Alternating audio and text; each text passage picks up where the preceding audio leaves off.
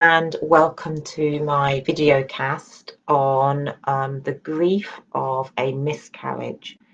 Now, this is a hugely emotive subject and a very important topic, and of course, actually, it's the topic of the day due to the revelation by Meghan Markle, but actually, it's the topic of every day for a woman that has gone through a miscarriage.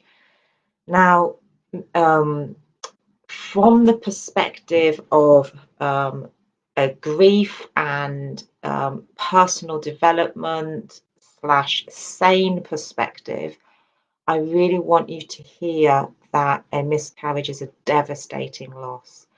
And one of the first things that happens after you've had such a devastating loss is the opposite is told to you. And this causes such kind of like boom, shock, and usually something that you're not expecting as a woman that's gone through such a terrible event is to hear people say to you to never mind, to don't feel bad, to all of those lies about grief that I've spoken about in many videos. They're on a separate part of my video selection. But it's one of the first things that people do. It's like the go-to response is a head response. Don't feel bad. Even worse, you can have another child. Don't feel bad. You can try again. Don't feel bad. You've now got an angel in heaven. Don't feel bad, etc., etc. Now, are these things intellectually true? Not always, because some relationships don't survive the grief of a miscarriage. Have they gone to a better place? Well, you hope so, but I know that most mums will tell me they don't want their baby to have gone to a better place. They want their baby with them. So there's all sorts of intellectual ideas that are emotionally inaccurate, devastating, wrong, and actually downright abusive. It's just wrong to say this stuff to people, but it's said nevertheless. Now, that's not to lay the blame all at the people that say it, because the people that say these words to you just don't know any better, and they're trying to root around for something to say to you. But if you've had this said to you, I want you to know it's okay to feel absolutely heartbroken by the people that you expected a response from who have not given it to you. I hear it all the time. And sometimes, of course, it can be your partner that has said that to you. Hopefully not, but this can happen too. And I bet more than anything, you've said this stuff to yourself. Because when we're looking for response to heartbreak, we go into our mind and we root around for what we've heard said to us before, for other events, or we try and recall things that maybe we've said to others when they're in pain. And believe me, we all use the same rubbish and the same lie, which is don't feel bad, even though you do and you're allowed to feel bad, and to go and get another one, or to go and have another baby, to go and get a new partner, to go and get a new pet, whatever the loss is, but we're talking about miscarriage today. And to tell someone that's lost a baby to just go and make another one or have another one or whatever is absolutely wrong. There's no other word for it. But obviously, the people that are saying it are just misinformed and miseducated. However, it's not to say that you're not allowed to be absolutely infuriated by such callous responses, unintentional though they probably are. So, the first thing when dealing with a miscarriage is to realize that there are so many losses entwined in this one loss. So the one loss of losing a baby isn't as simple as the one loss of losing a baby. You have, the minute you hear that you are pregnant, you have already planned out the entire pregnancy. You've got loads of recalling images into that. You've thought about names. You've thought about the whole life. You've thought about every possible thing. From the minute you find out that you're pregnant, you've planned that child's life out. And it comes with so much joy and excitement and hope and it's done. Whether the baby is, you've just found out and the baby's a couple of days old, whether it's a couple of months old, it doesn't matter.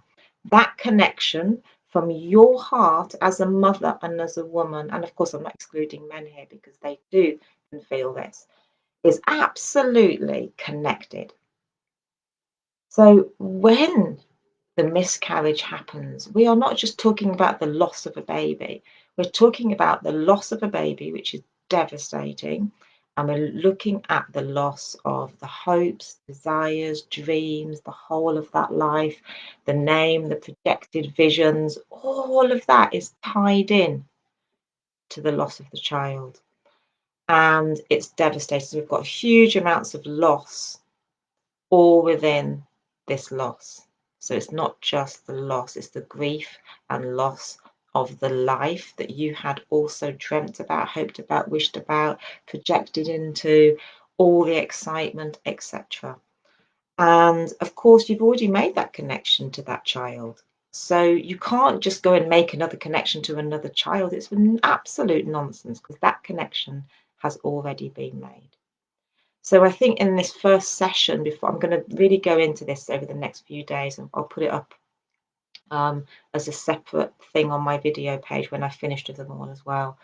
I really want to kind of go down this a little bit because there's a lot to talk about because it's a very important subject, and it's a grief that unless it is really dealt with properly is something that can, you know, have absolutely long lasting devastating effects not only on your life as a woman that's had a miscarriage, but it also has ramifications of impacting the relationship with your partner.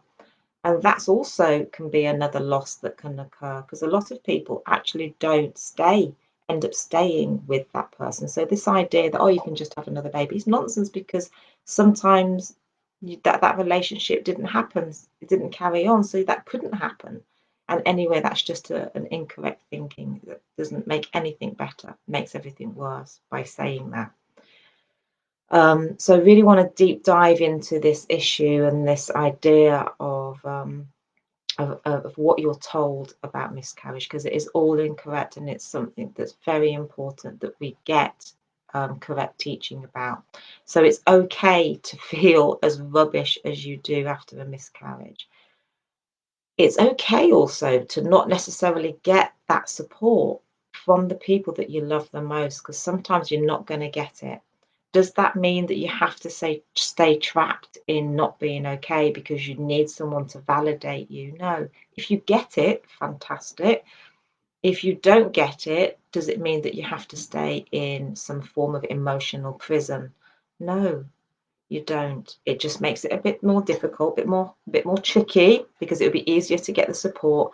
But if you don't get it, there's no point in keeping trying to get it. You have to go down another route, and maybe it is about learning what to do to deal with heartbreak because we just haven't been told. We've never ever been told, and we don't just suddenly get a download of brilliant information and suddenly go, aha, I know what to do now. You know, you've actually got to seek out what to do. And I think that's partly why I want to shoot this little video cast series. So it's okay to feel as bad as you do. I really want you to know that there's nothing wrong with you. You don't need some form of psychiatric intervention. You don't need to go on antidepressants and all of those things. I'm not saying not to if you feel that's the right path for you. But I often find that if you really go down a different path of really getting emotionally educated and work through your loss, those other avenues of antidepressants or over drinking, overeating might not necessarily be the ones that you have to go down if you get you know, emotionally savvy and know what to do. I also recognise it's very hard to get help when you're on your knees, but sometimes being on your knees can get you to that place where you can reach out and get the help.